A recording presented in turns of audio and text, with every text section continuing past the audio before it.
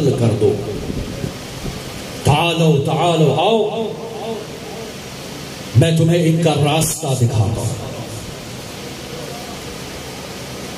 بادروا قتلی میرے قتل کا ارادہ کر لو. واضربوا عنقی میری گردن کو کاٹ ڈالو. لیحصل ارادکم تاکہ تم اپنے ارادے تک پہنچ جاؤ. لا بلغ اللہ مدارکم لیکن خدا تمہیں اس ارادے تک نہیں پہنچائے گا. وبدد اعمارکم واولادکم اور تمہاری اولاد اور تمہارے عمر کو گھٹائے گا خدا. لعن اللہ علیکم وعلی اجدادکم تم پر بھی لعنت تمہارے اجداد پر بھی لعنت.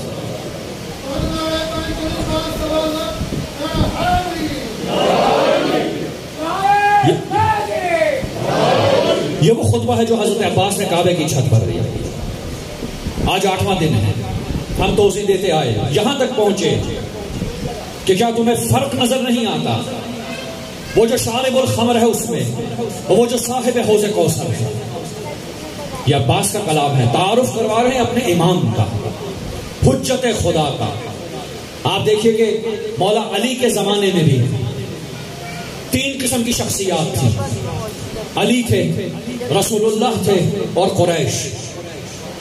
کیا کہا تم اسی غلطی کا شکار ہو گئے جس غلطی کا شکار قریش ہوئے.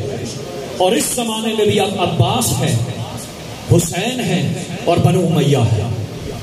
گویا ہر ایک کا وارث اب مکہ میں موجود ہے. جو عباس نے کہا نا کہ تم اسی غلطی کا شکار ہو گئے بتانا چاہتے ہیں کہ میں علی کا وارث ہوں. یہ رسول کے وارث ہیں. حسین منی وانا من حسین یہ رسول کے وارث ہیں. یہ حجت خدا ہے. اور تم جس مقام پر کھڑے ہو کل اسی مقام پر قریش کے کفار کھڑے تھے وہ جنہوں نے رسول اللہ کے قتل کا ارادہ کیا تھا. کس مقام پر ارادہ کیا کیا یاد دلا رہے ہیں؟ دارالندوہ کا واقعہ میں پہلے پیش کر چکا ہوں. میں تیزی سے گزروں گا. کفار قریش اکٹھے ہو گئے دارالندوہ میں. توجہ ہے سب کی. ارادہ کیا کہ رسول اللہ کا قتل کرنا ہے. مشورہ ہوا سب جمع ہو گئے. شیطان آیا ایک شخص کی شکل میں کہا سب میں سے ایک ایک نمائندہ اکٹھا کر لو. اب جب انہوں نے 40 لوگ اکٹھا کر لیے تو اب گئے بیت رسول کی طرف. مگر خدا نے اپنے رسول پر وحی نازل کی. اے رسول یہ آج تیرے قتل کا ارادہ رکھتے ہیں. تیرے پر لازم ہے کہ تو یہاں سے ہجرت کر جا. تو رسول نے اپنے بھائی علی ابن ابی طالب سے پوچھا کہ یا علی کیا تیار ہو میرے بستر پر لیٹنے کے لیے جبکہ تمہارے اوپر. آپ اس طرح نعرے لگائیں گے میرا وقت کم ہو جائے گا. توجہ کا طالب ہو. مطلب کو لے کے جانا ہے ایک نتیجے تک پہنچنا ہے. نتیجے پہ جتنا مرضی آپ انشاءاللہ نعرہ لگائیے. کیا ہوا؟ کہا یا علی میرے بستر پر لیٹنا ہے. تلواروں کا سایہ ہوگا. یہ میری سبز چادر اوڑھ لو. خدا کو یہ بات اتنی پسند آئی علی کی کہ علی نے کہا کیا رسول خدا کی جان بچتی ہے؟ کہا ہاں.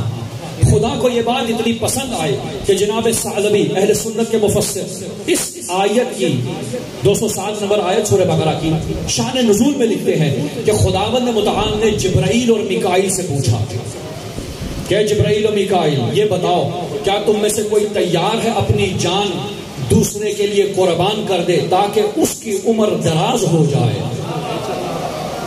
تو جبرائیل اور میکائیل نے دونوں نے انکار کر دیا. تو خدا نے کہا اب تم جاؤ نیچے بستر رسول پر. میکائیل تم سرانے کھڑے ہو, جبرائیل تم سرانے کھڑے ہو, میکائیل تم پاؤں کی طرف کھڑے ہو, اور وہاں پر جو لیٹا ہے اس کو مبارکباد دو. رسول کے لیے سورہ بقرہ کی 207ویں آیت کی تلاوت کرو. جبرائیل آئے نیچے, میکائیل آئے. کیا دیکھا؟ رسول کے بھائی علی ابن ابی طالب بستر پہ لیٹے ہیں. جبرائیل نے کہا یا علی مبارک ہو تمہیں, خدا نے تمہاری شان میں آیت نازل کی ہے. رسول اللہ کو آیت سنائی وَمِنَ النَّاسِ مَن يَشْرِي نَفْسَهُ ابْتِغَاءَ مَرْضَاتِ اللَّهِ وَاللَّهُ رَءُوفٌ بِالْعِبَادِ. لوگوں میں سے کچھ ایسے لوگ ہیں جو اپنے نفس کو اللہ کی مرضی کے لیے بیچ ڈالتے ہیں. اور ہم نے اس کی توضیح بھی دی کہ شرع کا مطلب بیچنا ہے، خریدنا نہیں. سایت میں اب مجھے ادھر نہیں جانا. یہ پہلا مقام جہاں پہ کفار قریش نے ارادہ کیا قتل رسول کا. عباس کیا کہہ رہے ہیں کہ تم اسی غلطی کا شکار ہو گئے جس غلطی کا قریش شکار ہوئے تھے، مگر ان کے لیے ممکن نہ تھا. جب تک امیر المومنین زندہ تھے وہ یہ بتانا چاہتے ہیں وہ جو بستر رسول پر لیٹا تھا وہ کوئی اور نہیں تھا، میرا بابا امیر المومنین علی ابن ابی طالب تھا.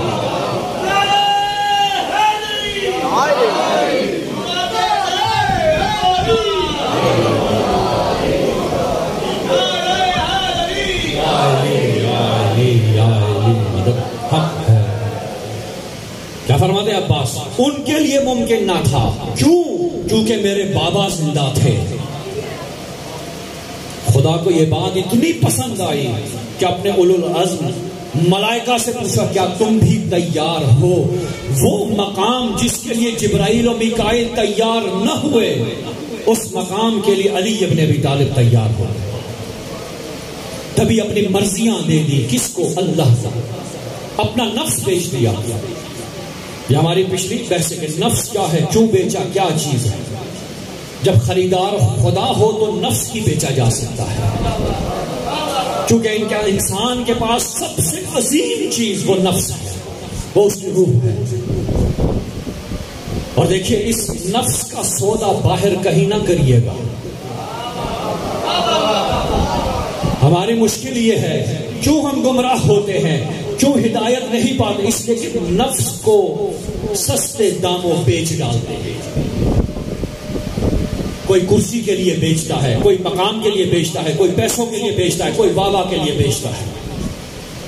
نفس ایسی چیز ہے کہ جس کا خریدار خدا ہے، بس خدا کے علاوہ کسی کو نہیں بیچتے. کیوں؟ کیونکہ ہم امیر المومنین کے پیروکار ہیں. جو علی کا ماننے والا ہو سیرت علی پر عمل کرتا ہے. تو عباس کیا کہتے ہیں کہ تم اسی غلطی کا شکار ہو. کس غلطی کا؟ آئیے تاریخ آگے بڑھتی ہے.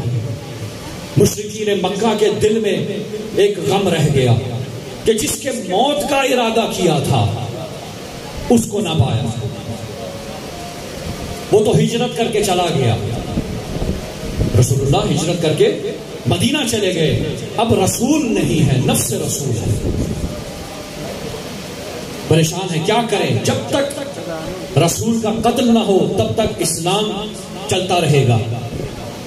جنگ بدر گزر گئی، جنگ احد آ گئی، سب کچھ گزر گیا. صلوات پڑھی محمد وال.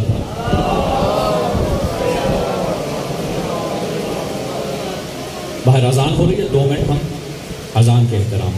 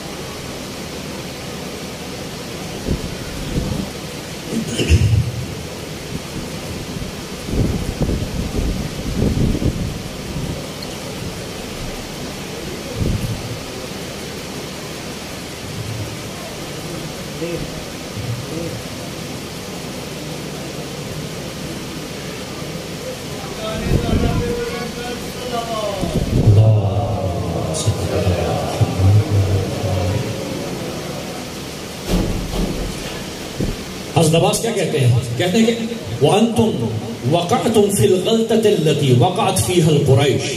تم اسی غلطی کا شکار ہو گئے جس غلطی کا شکار کل قریش ہوئے تھے. لِأَنَّهُمْ أَرَادُوا قَتْلَ رَسُولِ اللَّهِ. کیوں؟ اس لیے کہ انہوں نے ارادہ کیا تھا رسول خدا کے قتل کا. وَأَنْتُمْ تُرِيدُونَ قَتْلَ ابن بنت نبیکم. اور تم اسی رسول کے نواسے کے قتل کا ارادہ کر کے آئے ہو. ولا يمكن لهم. ان کے لیے ممکن نہ تھا. ما دام امیر المؤمنین حیا. جب تک امیر المؤمنین زندہ تھے. فكيف يمكن لكم. اور کیسے تمہارے لیے ممکن ہے امام حسین کا قتل ما دمت حیا سلیلا، جب تک میں زندہ ہوں۔ کیا بتانا چاہتے ہیں؟ بتانا چاہتے ہیں کہ دارالندوہ والی پلاننگ جب پوری نہ ہوئی تو پھر مشرکین اس سوچ میں رہے کہ کیا کیا جائے، کیا کیا جائے۔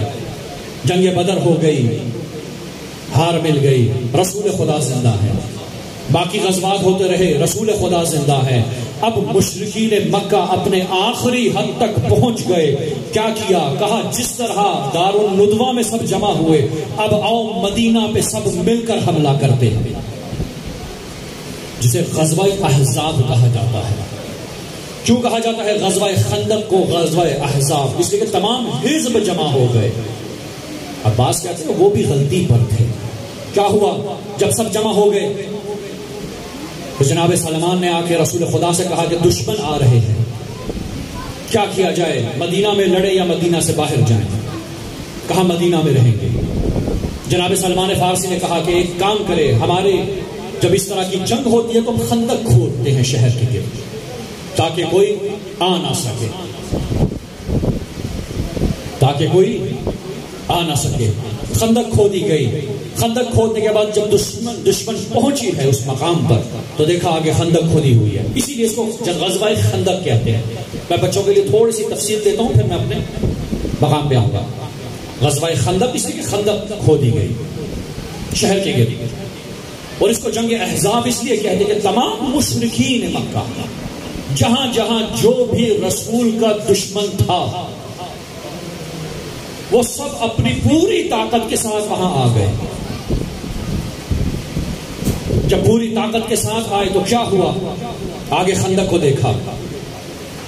اب کفار کے اس فوج میں سے ایک پہلوان اٹھا، کہا یہ تمہارے بس کی بات نہیں۔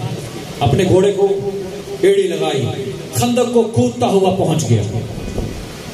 جب پہنچا تو کیا کہا ہے کوئی جو میرے مد مقابل آئے؟ اب اس زمانے کا پہلوان تھا، جو رسول خدا کے اصحاب تھے سب پریشان تھے، بلایا ہے کوئی؟ جب جواب نہ آیا تو پھر رسول خدا کو مخاطب کیا، کہا کہ آج میں تمہارا قتل کر دوں گا۔ جناب عباس کے الفاظوں کو میں نے تطبیق دے دی، بات تمہارا قتل ہوگا اور یہ اسلام یہیں پر نابود ہو جائے گا۔ گویا احزاب کس لیے آئے؟ اس لیے کہ رسول اللہ اور تمام مسلمین کا قتل عام کر دیں اور یہ اسلام یہیں پر ختم ہو جائے۔ ارادہ ہے اللہ کے دین کو ختم کرنے کا۔ تو رسول خدا نے کہا کہ ہے کوئی جو اس کو چپ کرائے؟ تو بس ایک ہی کھڑا ہوا، وہ جو ہمیشہ سے ہر جگہ نظر آیا،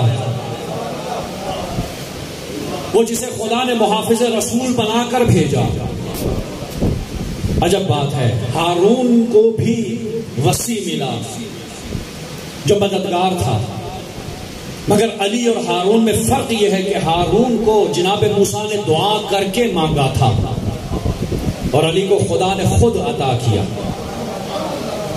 اور اب آئیے جناب ہارون اور حضرت عباس کے اندر جو مشترک بات ہے وہ یہ ہے کہ جناب ہارون کو بھی حجت خدا نے دعا کر کے مانگا دین کی مدد کے لیے، عباس کو بھی حجت خدا نے دعا کر کے مانگا دین کی نصرت کے لیے۔ تو گویا اب عباس وارث ہارون ہے حسین ابن علی کے ساتھ۔ یہ ہے قرآن۔ جب قرآن پڑھے نا تو سیرتیں کھل جاتی ہیں۔ میں نے کہا قرآن معرفت کی کتاب ہے، اگر معرفت امام چاہیے تو قرآن پڑھیں۔ یہ واقعات ایسے نہیں نقل ہوئے، اس لیے نقل ہوئے کہ جب بھی تم گھرانہ عصمت کو دیکھو گے تو تم دیکھو گے کہ قرآن میں کیسا کردار تھا، اب ویسا کردار عملی طور پہ نظر آ رہا۔ تو دشمن نے للکارا، وہ جو ہمیشہ کھڑا ہوتا تھا کھڑا ہوا، رسول نے بٹھا دیا، کہا یا علی بیٹھ جاؤ۔ پھر سے نثار رسول نے، ہے کوئی جو اس لعین کی زبان کو کاٹے؟ پھر مولا علی کھڑے ہوئے، پھر بٹھا دیا۔ تیسری مرتبہ جب کھڑے ہوئے تو پھر رسول خدا نے کیا کہا آج میں اسے بھیج رہا ہوں۔ جو کل ایمان ہے. کیوں کہا کل ایمان؟ کیونکہ تمام احزاب جمع ہوئے تھے اسلام کو ختم کرنے کے لیے. تو جو بھی کل کفر کے مقابلے میں جائے کل ایمان ہوتا ہے.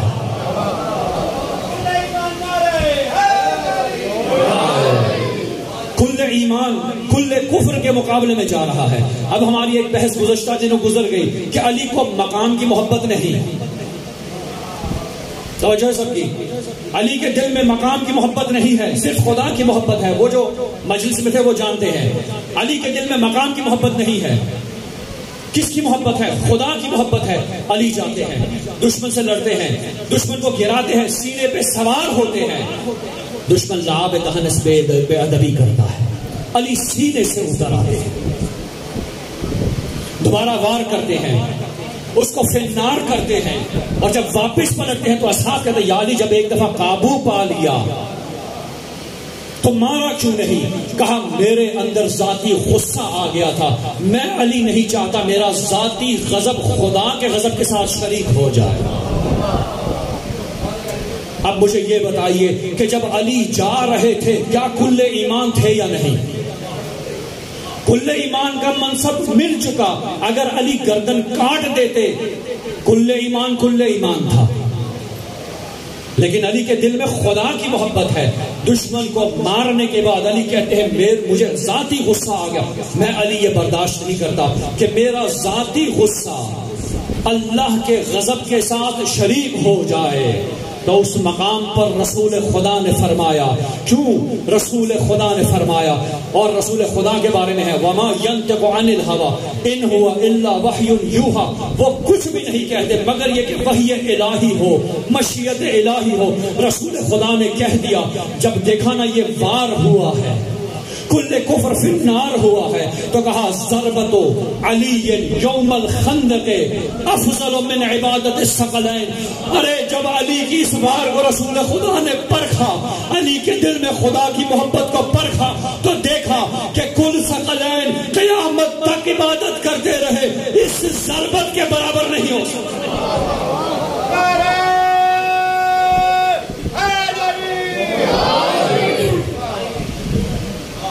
وہ جو کھلے ہوئے مشرکوں کے سامنے آ جائے اسے علی کہتے ہیں, جو چھپے ہوئے مشرکوں کے سامنے آ جائے اسے عباس کہتے ہیں.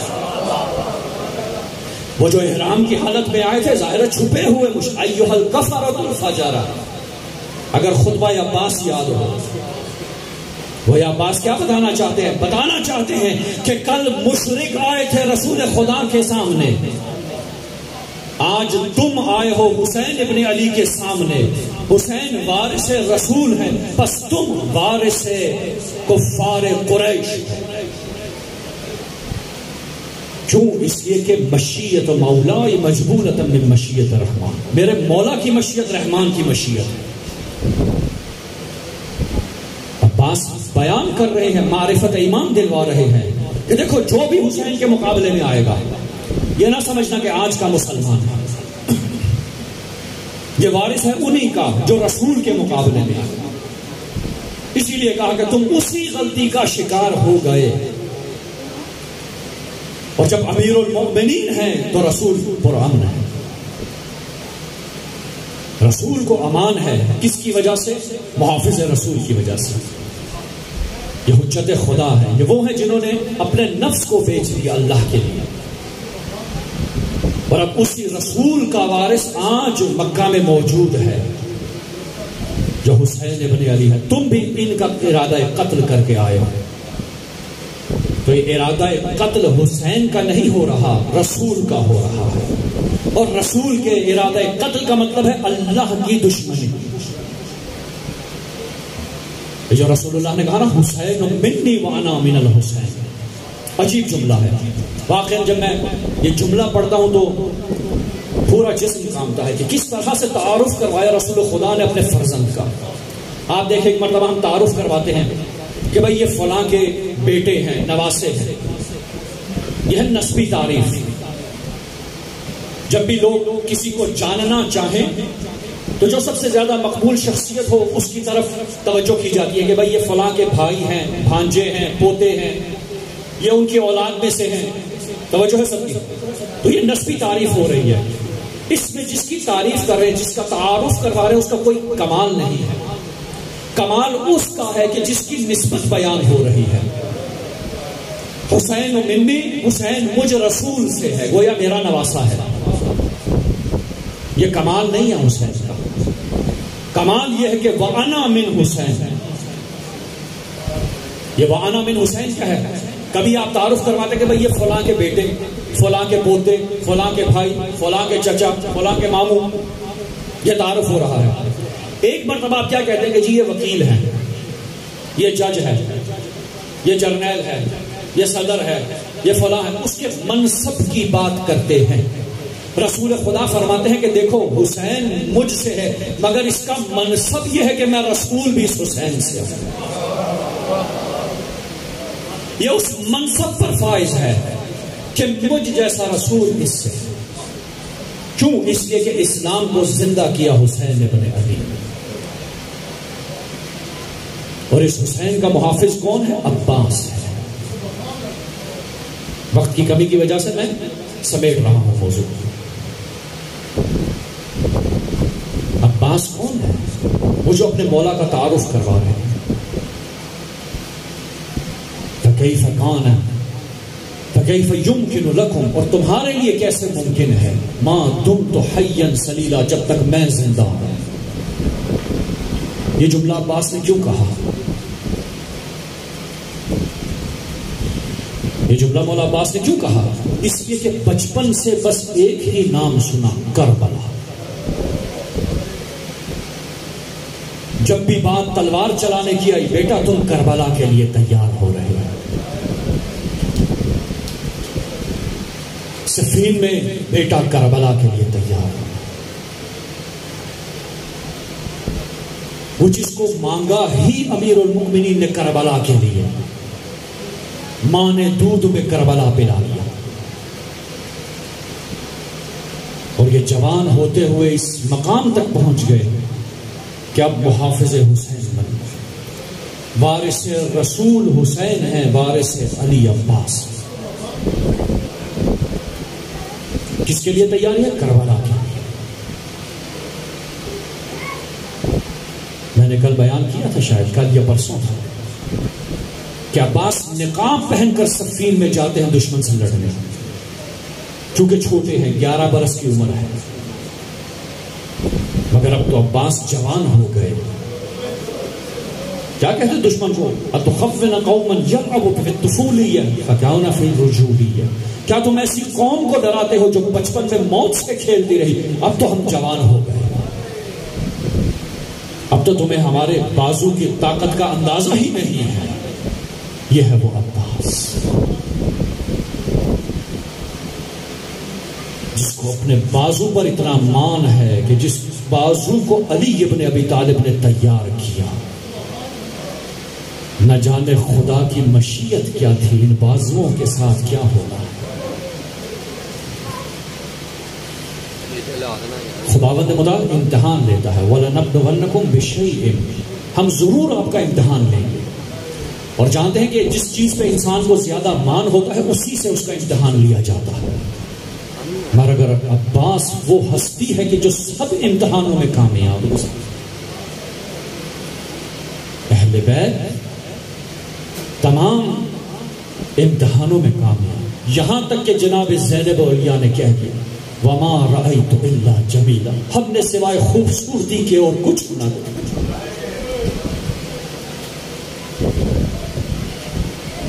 جب قافلہ چلا نا تو حضرت عباس ساتھ ساتھ شب عاشور آ جاتی ہے. شب عاشور عباس منتظر ہے کہ صبح ہوگی. کیوں منتظر ہے؟ اس لیے کہ جب 9 محرم کو شمر لعین آیا نا اپنی فوج کو لے کر، تو اس کے ساتھ ابن زیاد کا ایک نامہ لے کے آیا. اس نامے میں لکھا تھا کہ اے عمر ابن سعد، آج ہی حسینی خیموں پر حملہ کر. تو یہ لعین حملے کی نیت سے آیا تھا. جب آیا نا تو فوجی دستے کبھی ادھر سے ادھر جا رہے ہیں، کبھی ادھر سے ادھر آ رہے ہیں. کربلا کی سرزمین پر لرزاں طاری ہو، بیبیاں پریشان ہو گئی۔ عباس آتے ہیں امام کے پاس، کہتے ہیں مولا انہوں نے جنگ کا آغاز کر لیا۔ گویا عباس کہنا چاہتے ہیں کیا اجازت ہے میں شمشیر نکالوں؟ مگر عجیب جملے تاریخ میں لکھے ہیں، ایسے جملے مولا نے نہ علی اکبر کے لیے استعمال کیے نہ قاسم کے لیے، کسی بھی شہید کے لیے ایسے جملے استعمال نہیں کیے مولا، کسی کو سمجھانے کے لیے ایسے جملے استعمال نہیں۔ کیا فرماتے ہیں 9 محرم کو؟ کہتے ہیں بنفسی انت یا اخی، میری جان تجھ پر قربان ہے میرے بھائی عباس۔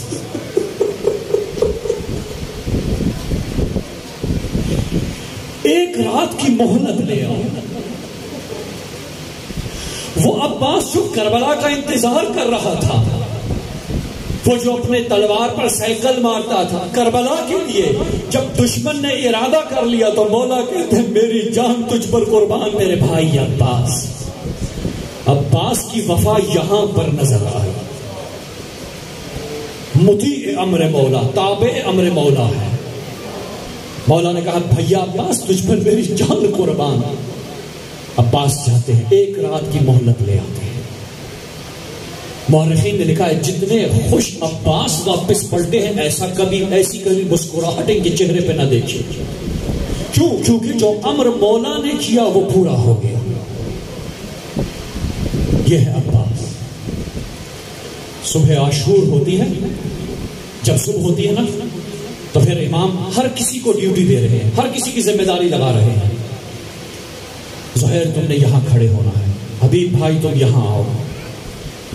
جب سب کی ڈیوٹیاں لگا دی، سب کی ذمہ داریاں لگا دی تو عباس آ گئے۔ کہا مولا مجھے اجازت ہے میں جہاد کے لیے جاؤں۔ کہا عباس کہاں جا رہے ہو؟ تو میری فوج کا سپہ سالار، تو علم بردار حسینی ہے، اور تو جانتا ہے جو علم بردار ہوتا ہے وہ سب سے آخر میں جاتا ہے۔ عباس نے کچھ دیر اور صبر کر لیا۔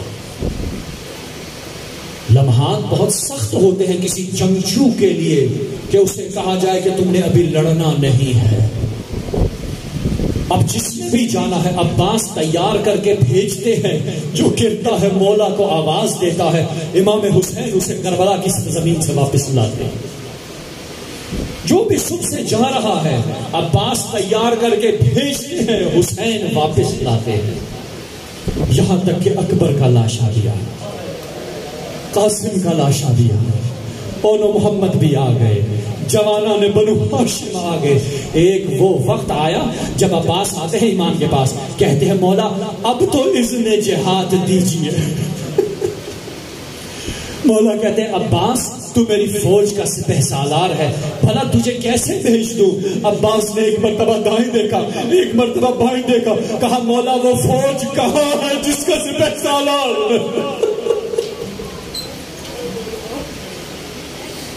امام حسین نے سر کو اٹھایا، کہا بھیا اگر جانا ہو نا تو خیموں سے ہوتے ہوئے جانا۔ 9 محرم سے بچوں کی صدائیں بلند ہو گئی، الاتش الاتش۔ ایک بچی نے جب دیکھا نا کہ چچا آ رہے ہیں تو بھاگتی ہوئی مشکی سے گئے، چچا ذرا پانی تو لا لیجیے۔ جناب عباس آتے ہیں، خیمہ ثانی زہرا پہ بہن زینب کو سلام دیتے ہیں، کہتے ہیں میں پانی لینے جا رہا ہوں، مجھے مولا نے اذن دے دی جہاد کی۔ بہن زینب نے بلایا، کہا بھیا ذرا آنا، میرے خیمے میں آنا، تمہیں ایک حدیث سنانی ہے۔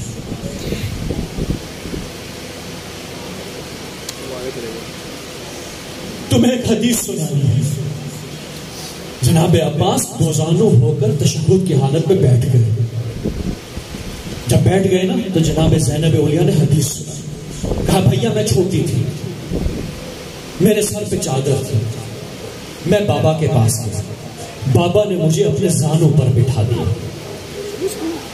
میں بابا کے زانوں پر کھیل رہی تھی کہ نہ جانے کیا ہوا، میری چادر میرے سر سے اتر گئی۔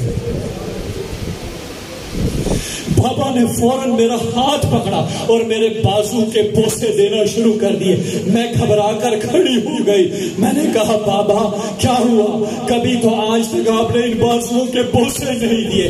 تو بابا نے کہا بیٹا زینب ایک وقت آئے گا جب انہی ہاتھوں میں رسیاں بندھی ہوگی.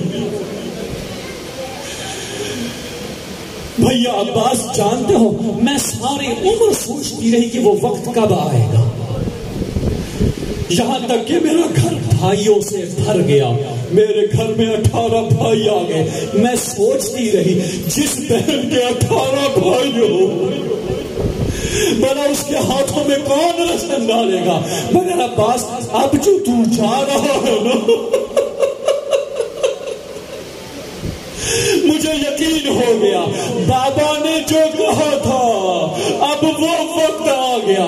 عباس مشکیزہ لے کے نکلتے ہیں، دشمن پر حملہ کرتے ہیں، ایسا وار کرتے ہیں کہ دشمن ہٹ جاتا ہے. اب عباس دریائے فرات پر پہنچ جاتے ہیں، مشکیزے کو بھرتے ہیں، واپس پلٹنے کا ارادہ کرتے ہیں.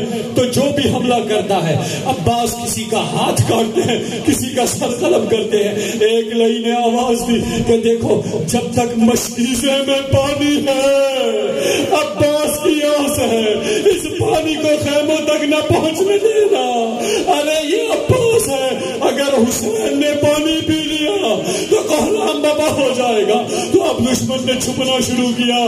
جب عباس آ رہے ہیں تو دائیں طرف سے ایک درخت کے پیچھے سے ایک لئی بڑھتا ہے، عباس کا دائیں بازو قلم کرتا ہے، دوسرا لئی دوسری طرف سے حملہ کرتا ہے، عباس کا بائیں بازو قلم ہوتا ہے. اتنے میں ایک تیر عباس کی آنکھ میں لگتا ہے. اس تیر کا لگنا تھا عزادارو مجھے بتاؤ جس کے بازو نہ ہو وہ تیر کیسے نکالے. عباس نے دونوں کا زور لگایا، تیر نہ نکلا. اتنے میں ایک لئی نے ایک گرز سے عباس کے سر پر حملہ کیا. عباس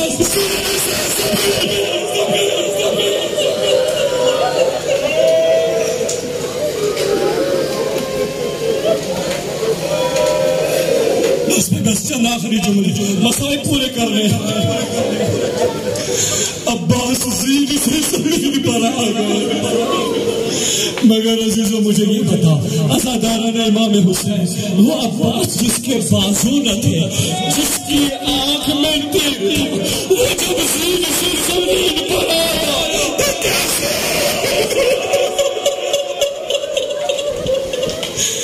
بس اب عالم کا گرنا تھا. میرے مولا حسین پہنچ جاتے ہیں، بھائی کے پاس پہنچ جاتے ہیں. بھائی سے کہتے ہیں بھیا عباس تمہیں ابھی خیمے میں لے جاتا ہوں، ابھی خیمے میں لے جاتا ہوں، تمہاری مرحمت کروں گا. بھیا عباس تھوڑا سا حوصلہ رکھو. عباس نے کیا کہا اے میرے مولا مجھے خیمے میں نہ لے جاتا، میری ایک ہی آرزو ہے، یہ جو تیر میری آنکھ میں ہے اس کو نکالنا. آخری زیارت کروں بس وہ وقت بھی ہو گیا جب کربلا میں میدان میں حسین مرانے کی زبان سے یہ خطرہ نکلا.